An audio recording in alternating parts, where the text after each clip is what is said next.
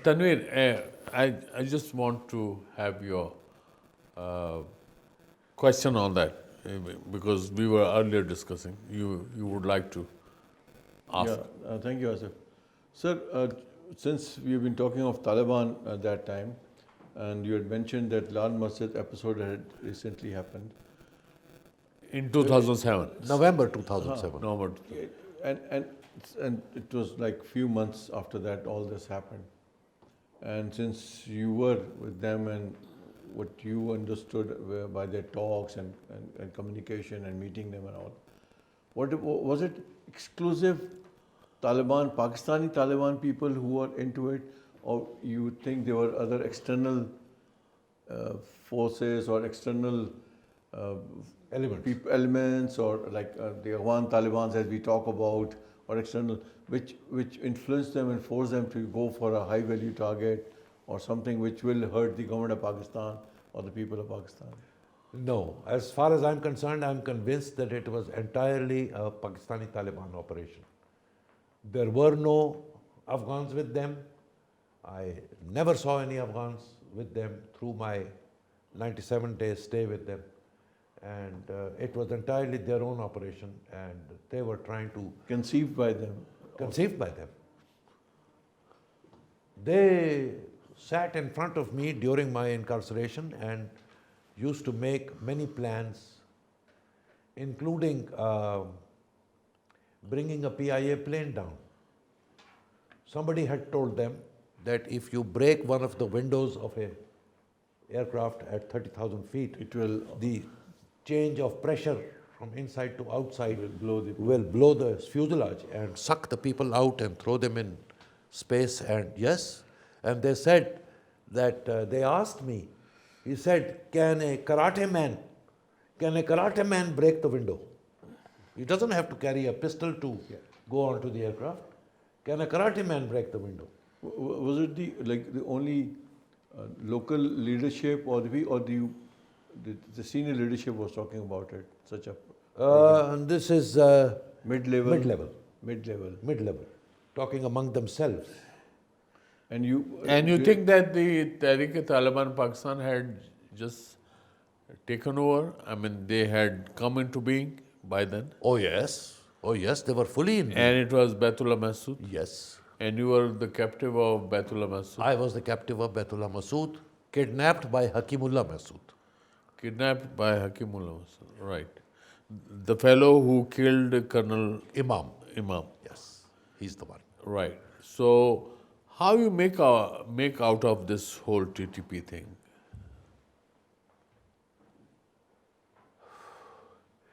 TTP was a product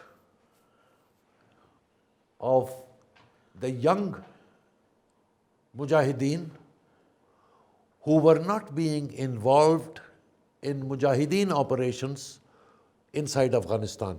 When the Afghan Mujahideen would go, the Pakistani Mujahideen would also go with them.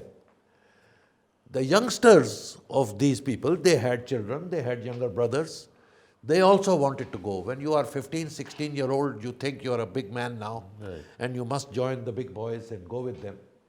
And they would say, no, you wait. You are Taliban, you are still students. Right. So when you grow up, that's where the name came from. Right. So you are still students, you can't go now. When you grow up, then you can join us. So they got that name from there, but entirely a TTP operation. They used to pride themselves on this point, that it was entirely them. And they also hurtfully told me that the Afghan Taliban do not entertain them and do not take them on board with them on their operations inside So Afghanistan. they were like a second fiddle? Yes, they were second fiddle. And if they were a second fiddle, then how could they dictate their terms in Pakistan, say in the FATA region? By these suicide bombings and bomb blasts. They wanted to establish their credentials? Yes. Through violence. Okay, Tanvir, you go ahead. Like what do you think that, since you need resources for all these things like weaponry and ideas and all those, was it, you think it was totally local ideas, or there was something external which was, giving guidance to them, or some kind of a thing, because you need money for the weaponry and all those things and those ideas, but they were all, a lot was educated, uneducated. What was your... How would they sustain themselves? This is what you want. Yes. First, I will talk about the arms. Where were they getting their arms from? Yeah. There is a point where the borders of Afghanistan, Pakistan, and Iran meet. Okay. You know that point? Yes, Nimroz. Yes. Yes. In that corner of Iran, there is a big arms bazaar. And they sell Russian arms. It is operated by intelligence agencies Of the region. of the region. Money, you know the name of the man called Ajit Kumar Doval. He is the National Security Advisor of India.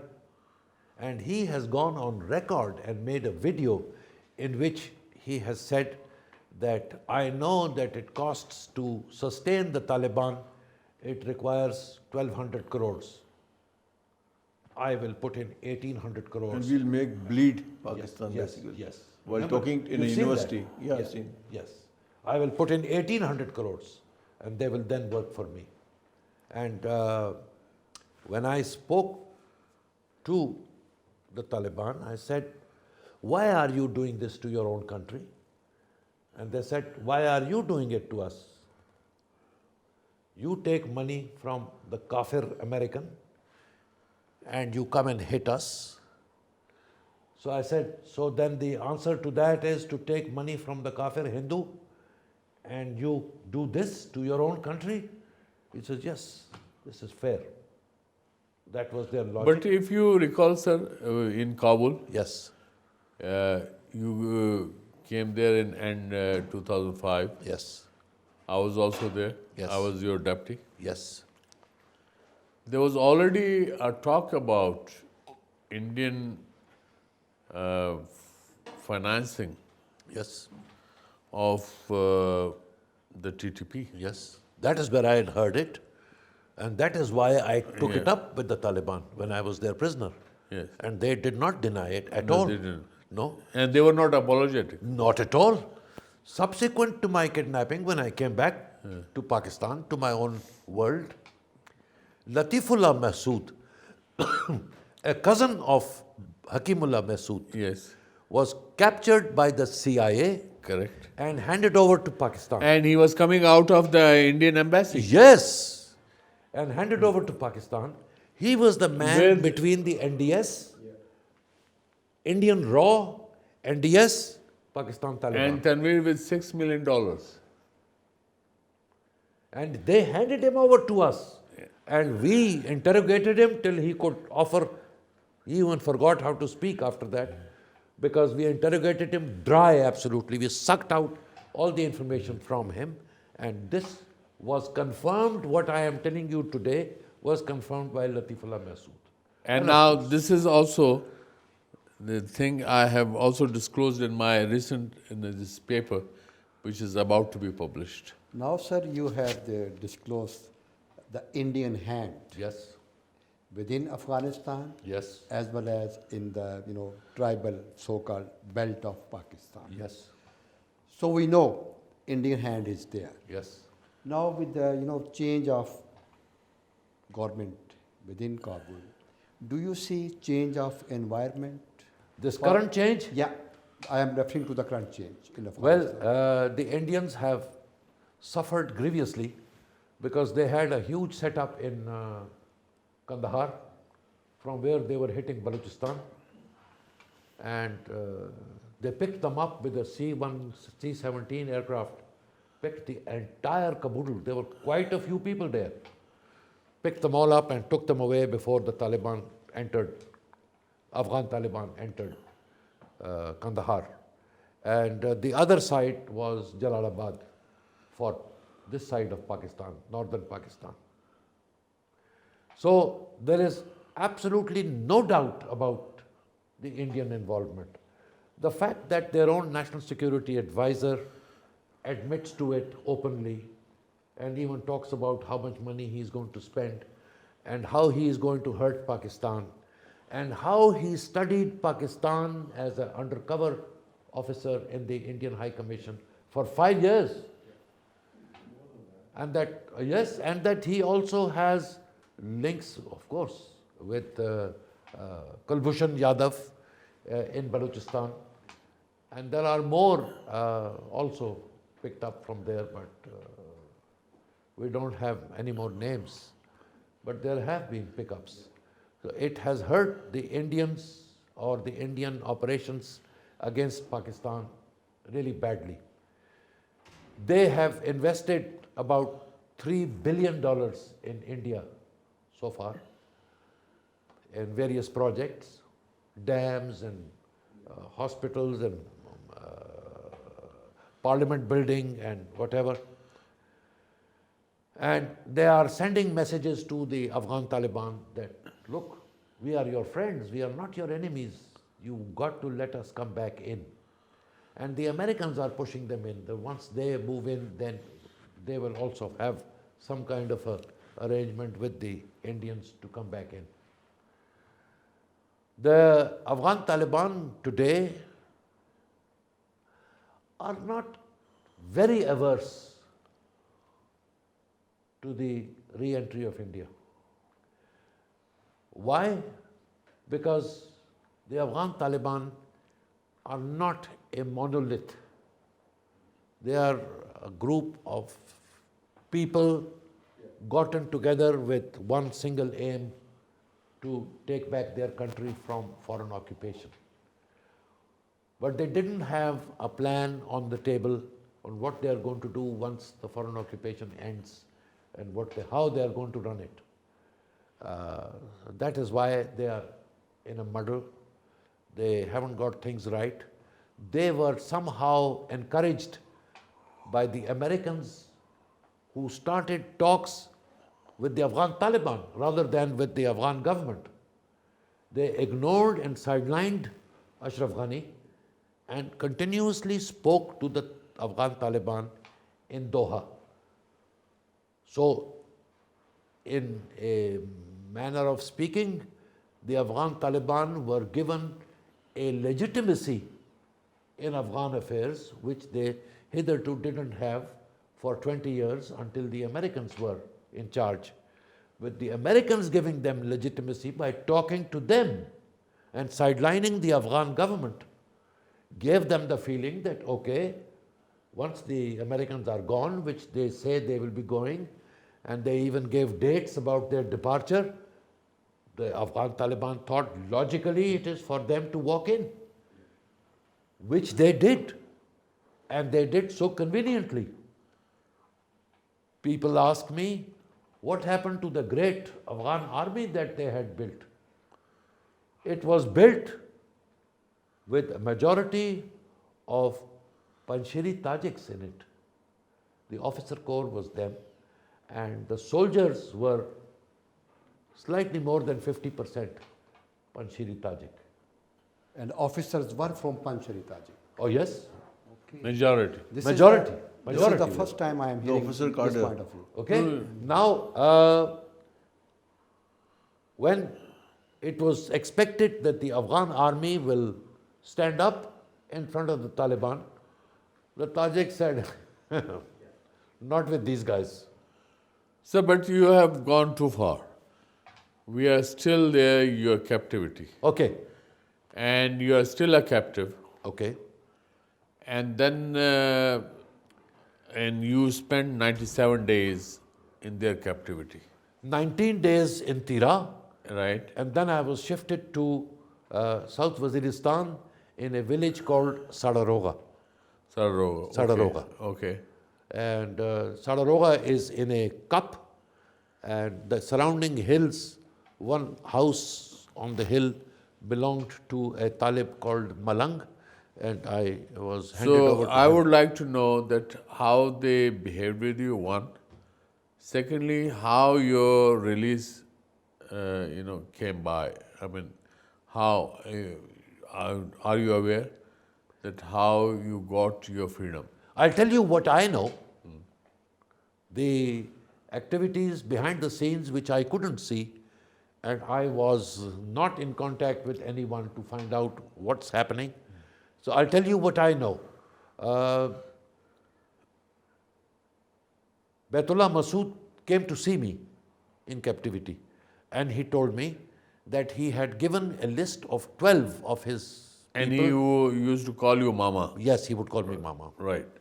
And Mama inside, we were His uncle, Urdu. mother's So that, brother. I know, but for our Right. convenience of our viewers. Yes, he means Mamu or uncle. Mamu, yeah. So he came to me and he said that we have, first of all, he apologized profusely for what they had done to me. Right. And they said, please forgive us. And I said, I can't. I'm sorry, I can't forgive you. Put me in my car, give me back my things, take me back to Ali Masjid on the Peshawar Landikotal Road. I will shake hands with you and say, you go your way, I will go mine, and I will forgive you. But right now, I can't sit here and tell you that I have forgiven you for what you have done with me and with my life. So he said, I can only say we are sorry. We regret. No sorry. No, even they were good in their diplomatic skills. They regretted but not apologized. And he said that we've given them a list of 12, but they have told us no chance. These 12 cannot be released. So we gave them another list of 12. And they looked at the list, took 2 days to respond to us and say that, oh, these people are scattered in jails all over Pakistan. It will take us 5 or 6 days to collect them, bring them to a single point where we will tell you that you will bring our ambassador there and we will hand over your people to you. So we are waiting for that. And I said, okay, what could I do? I could just sit there and listen. Then a day after this Baitullah meeting, Maulavi Waliur Rahman, who was the deputy of Baitullah Masood, one of his deputies, came to me and said that I want to talk to you. I was sitting in that underground dugout where they kept me, and he said, come out, I want to talk to you. So, about what? He says, about your release. I said, okay. I was a prisoner, so I did as I was told. I came outside, and Waliur Rahman was standing there, and another local commander type, his name was young fellow, stud, looked like a fellow from the movie set of Three Musketeers. His name was Lavang. Why it is always Malang and Lavang? Lavang is from long nahi hoti? Okay. Long in Pashto is All Lavang. right.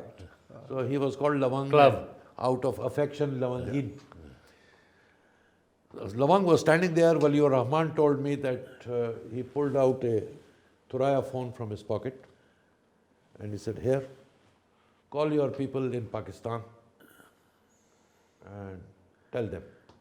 Tell them what? And he said, tell them that we want 40 crore rupees for your release. This is the figure he gave. I said, what? 40 crores? Nobody will give 4 crores for me. What are you talking about, 40 crores? He says, you just do as you are told. So I said, who should I tell? He said, you have the phone in your hand, you decide whom to tell. Now, I knew that my boss is the foreign secretary, but I didn't remember his mobile number offhand. We don't remember, especially when you commit the numbers to your phone, then you don't remember at all. So I called my wife, I remembered her mobile number. I called her and I said, do you have the Foreign Secretary's mobile number? She said, yes. I said, quickly give it to me. So she said, ran around and probably picked it up from somewhere and started saying, okay, write down. I said, hold on, let me sit down. I sat on the ground and with my finger in the mitti, I wrote the number. And then I said, you go, I have to make a call. He said, what's happening? I said, keep quiet, yaar. Nothing is happening. There is no sit right now. So I called the Foreign Secretary, Riaz Muhammad Khan. And the moment he heard my voice and a funny number on his mobile screen, Riaz Muhammad Khan started crying and he said, where are you, Tariq? I said, sir, I am in the mountains. So what do you have for me? I said, sir, they want 40 crore rupees for my release. And suddenly I felt silence from the other side. I thought Foreign Secretary has either fainted or the phone line has got cut or what. 40 crore rupees was a lot of money in 2008. Yeah. So he said, अच्छा तारिक मैं उनको बता दूंगा, मैं तो कुछ नहीं कर सकता हूँ, मैं उनको बता दूंगा, ये मैं कर सकता हूँ तुम्हारे लिए. You look after yourself. तुम्हें खाना वाना ठीक मिल रहा है? जैसे नानियाँ नहीं पूछती हैं तुम्हें खाना वाना ठीक मिल रहा है? जी जी मिल रहा है, जिंदा हूँ, खाना मिल रहा है.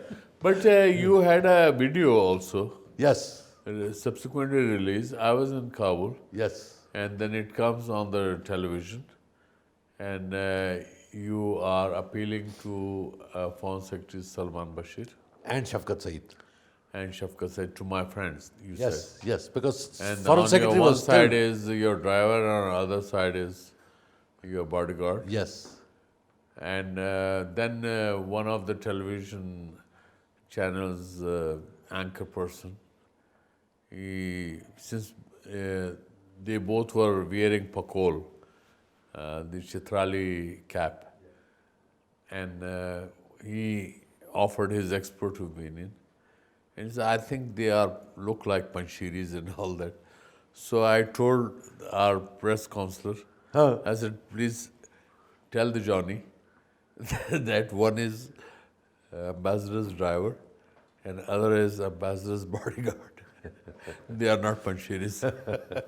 They both were with you all? Throughout. All throughout? throughout. They were together under one roof. We were not only roommates, our beds were right next to each other.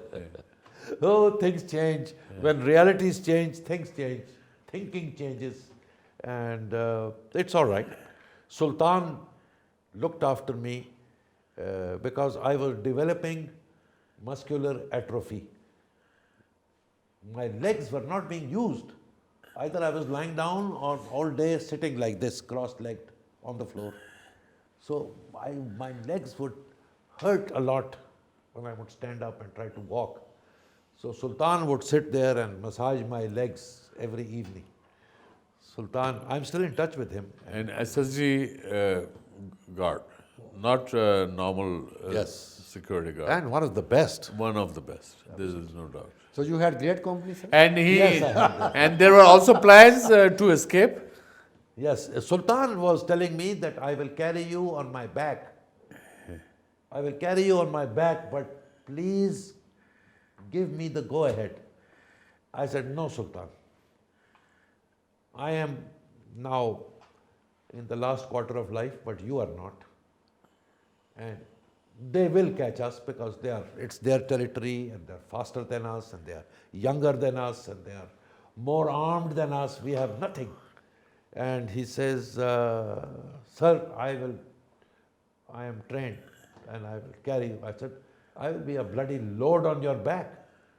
He says, if I go back, then my own people will shoot me and say, Saab ko udhar choda hai ho, tum khud idhar aa gaya ho. So I can't go without you. I can't go without you. I have to take you. Wonderful.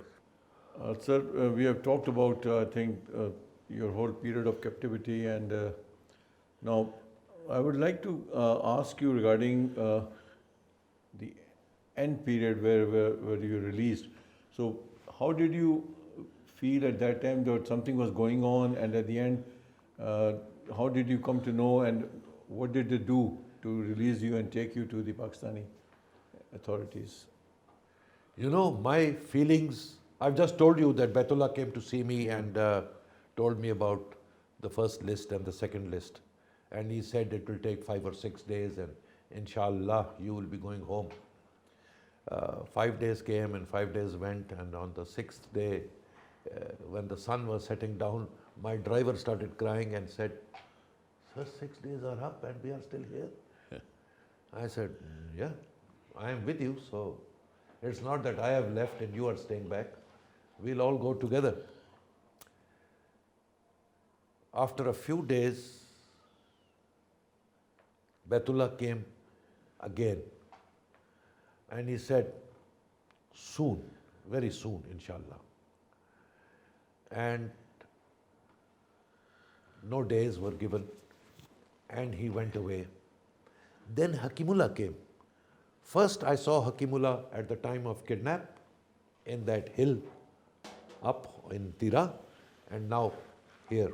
Sir, sorry, you knew him already? Hakimullah, yes, no, I did not know him. When he came to Tira, he was such a friendly soul that he probably took a liking for me or sympathy or pity for me, because he said to me at that time that if you want to go home, you have to read Ayat-e-Karima. I said, okay, and then I'll go home. I can say it now. He said, no, not now. You have to say it 1,25,000 times. And then, so I said, who says it 1,25,000 times? He says, for you to get your release. You know, Yunus alayhi salam, when he was swallowed by a fish, he was alive in the stomach of the fish, and he read out the Ayat-e-Karima, and the fish regurgitated him and brought him out, and Yunus alayhi salam walked alive again. So you will say 1,25,000 times. He put his hand in his pocket and gave me a tasbih and said, here, start counting. So my driver jumped and he said, sir, we are 3. So we can each say 40,000 times each, and that will make 1,25,000, 20,000, and then we'll be free. So Hakimullah did this on his forehead, pushed him like this. I remembered your thing to the driver of Sardar Asif Ahmad Ali. Yeah.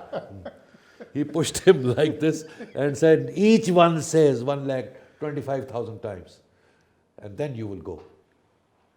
So he was giving you the time period, perhaps. Yes, in a way, because it doesn't happen. I did nothing else in the day. At night I would sleep, so I would sleep, but in the day it was La ilaha illa anta subhanaka inni kuntum minaz zalimin. So you had to recite the Ayat-e-Karima. Ayat-e-Karima. So I started, and Right. the 3 of us were doing nothing else but sitting with our tasbihs, and we had all day to spend Right. doing nothing except saying. Then were you counting? Yes, I was counting on the tasbih. So on the day of the release, Huh? how many days it took? Or how many, Ayat-e-Karima you had The recited? last 10 days, I think we had done I had done 1,40,000. Right. My bodyguard had done 1,50,000. Right. And the driver had So you done had, you had 1,45,000. completed the course. Yes, we had completed the course, and Right. somehow internally I decided, बस यार अगर अल्लाह पाक ने इससे आज़ादी दिलवानी है तो ये 1,40,000 पर भी मिल जाएगी, और अगर नहीं देनी तो But were you ever disappointed? Or you thought, because the history of Taliban, like they killed Colonel Imam, yes, Baitullah, this Yeah, Hakimullah Hakimullah, Masood, yes. he killed. And whom, they used to call as their mentor. yes, and he used to call them as their boys. Yes, yes, So if they could kill their mentor, yes, so did it ever occur to yes. you? They were the most unreliable people on earth. So there was one day when I was sitting alone, when I had yelled and shouted, and I said, I'm fed up sitting in that dark hole. I Right. want to see the sun, I want to come out. And they made some contact with the local commander who asked Betullah, and he said, make a place for them outside, just outside the dugout, and they can sit there in the sun for some time.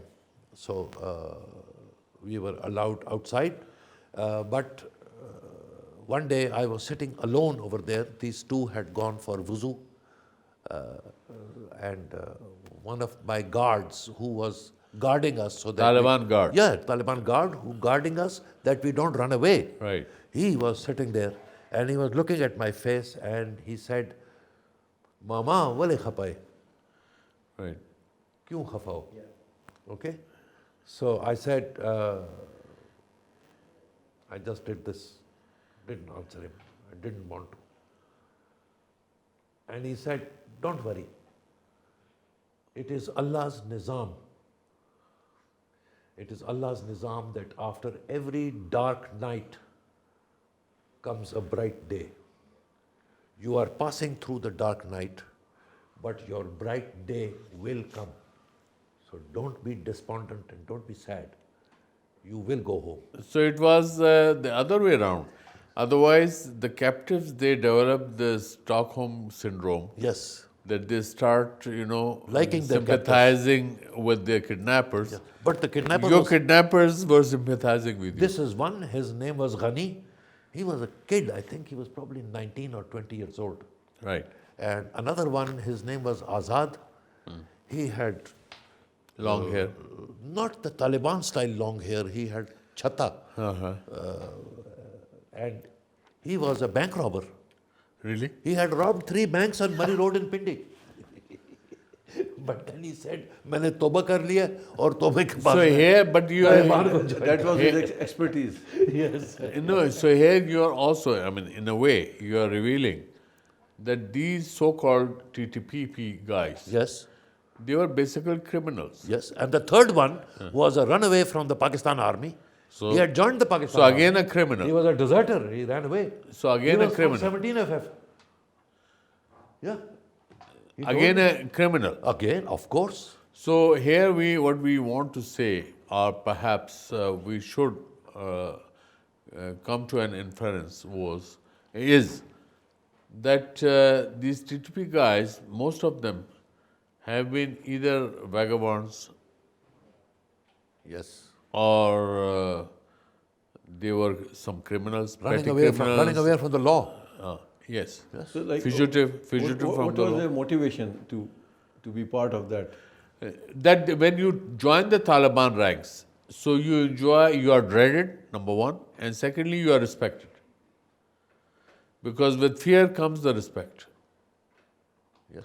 That is the Taliban way of implementing their rule of law.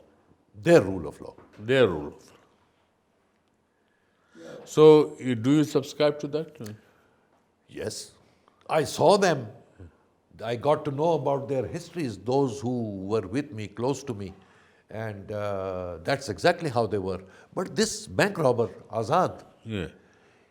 he became so loyal to me that the day I was leaving my camp Right.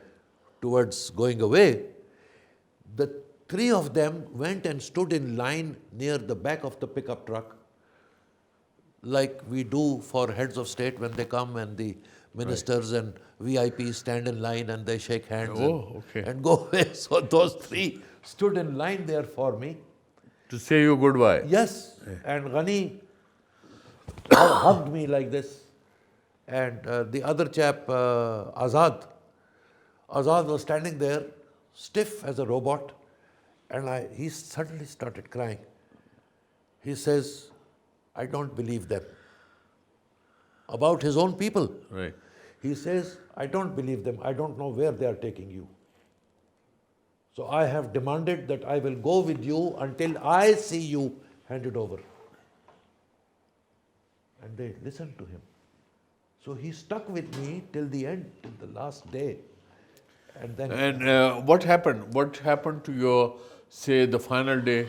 okay, the final day was just like any other day. We had had our breakfast and we had said our Chasht and Ishraq prayers, and we were just sitting, doing nothing. Now we weren't very keen on going outside because now it was the end of April and it had become quite hot.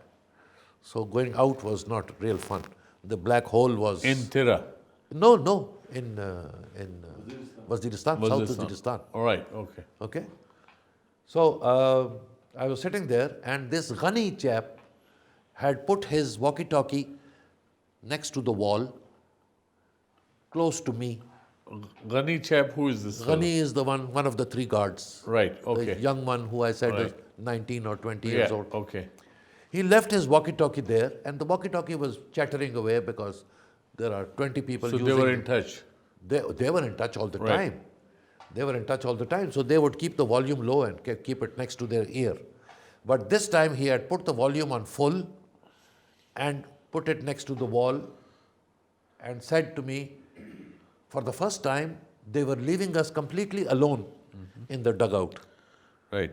Okay? All three of them went away. Ghani was the last to go. And Ghani told me I should keep my ear onto the walkie-talkie and listen in because there may be a message. Right, I said, message for who? right. And he said, listen to the message, Mama, please.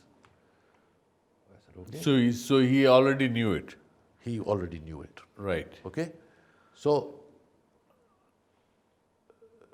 then Ghani came back after a little while.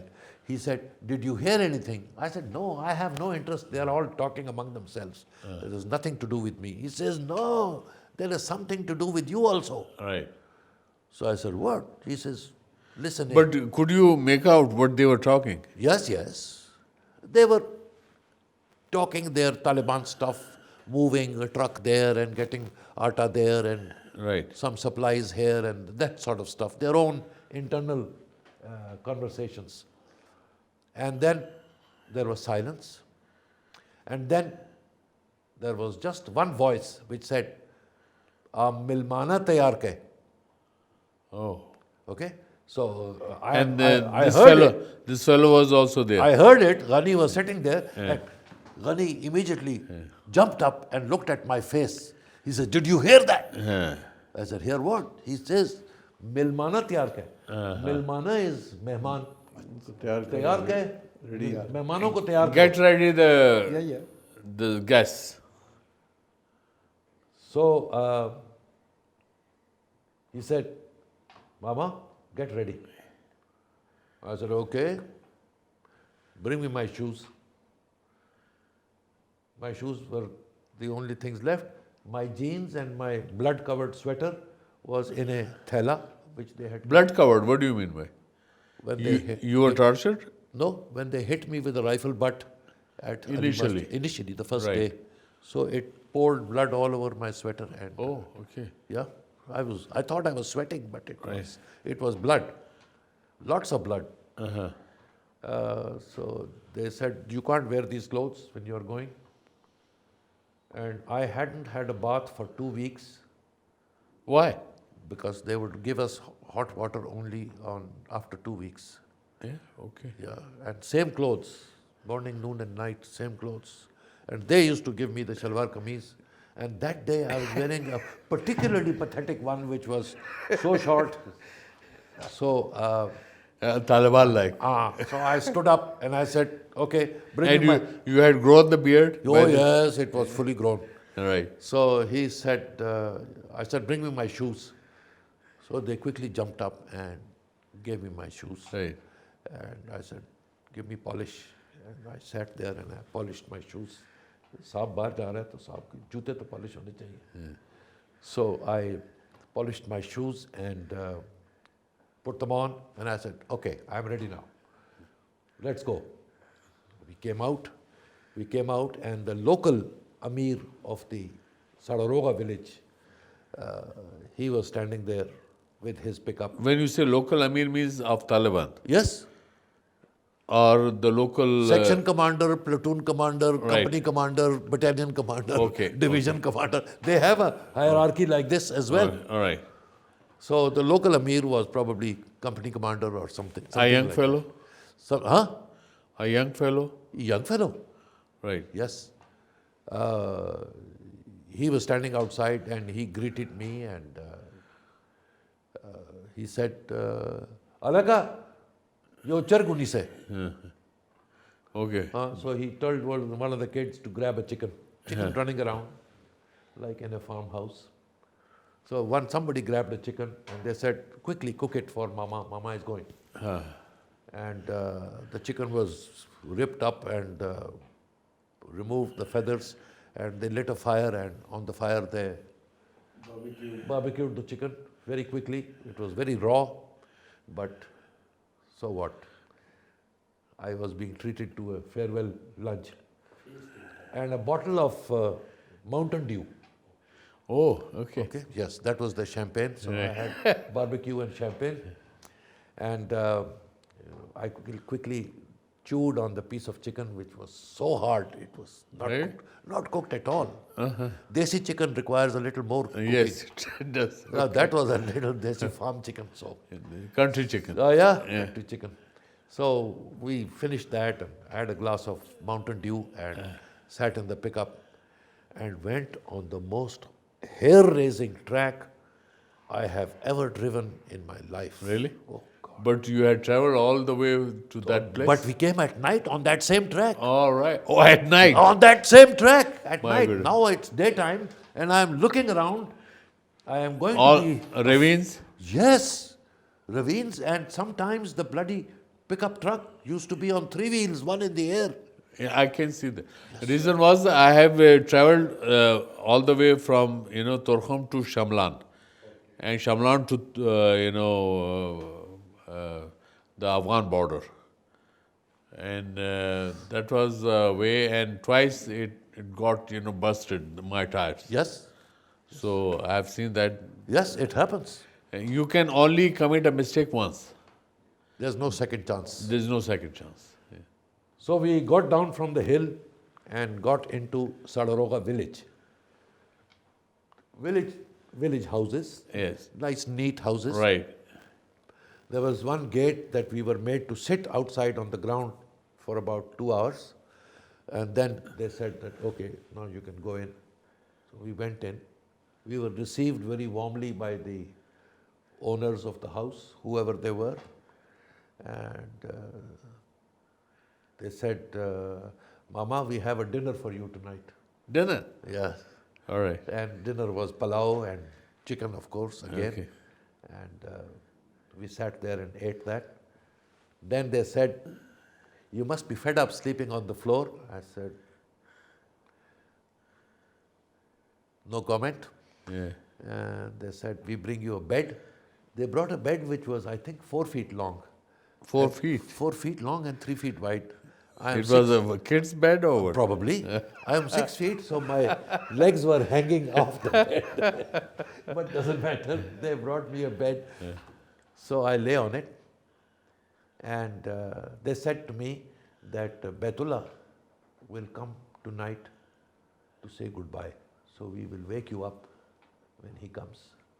And he will come to say goodbye. I said, okay. I slept through the night, no Baitullah.